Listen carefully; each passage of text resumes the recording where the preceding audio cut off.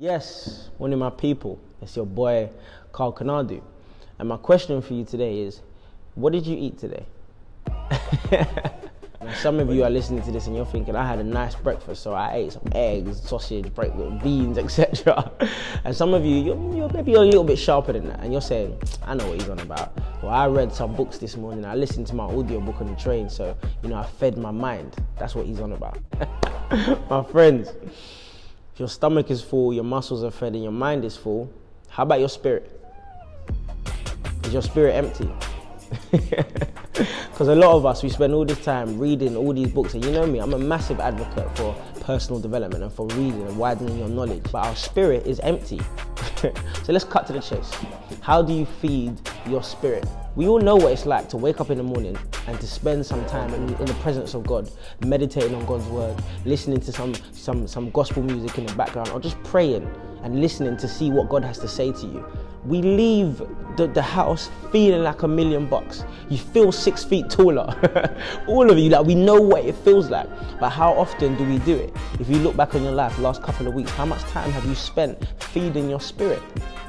So that's one thing. Practically, in the morning, how much time do you spend in prayer? Do you spend meditating on God's word so he can speak to you and tell you what to do today, tell you how to answer your problems, tell you just how much love he has for you? That's one.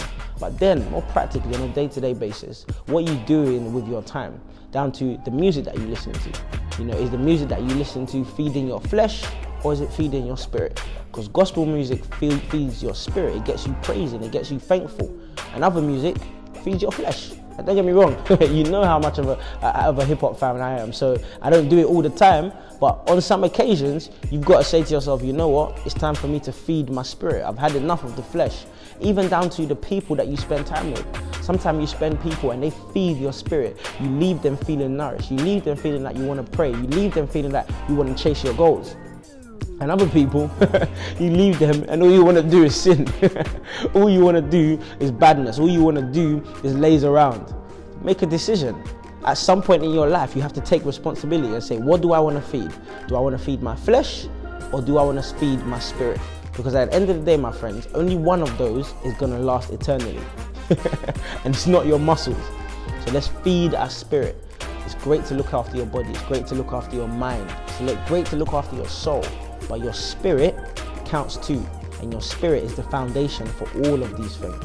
So make sure you're feeding your spirit. Friends, it's your boy Konadu. So climb up this hill with me. Follow your boy across all social media.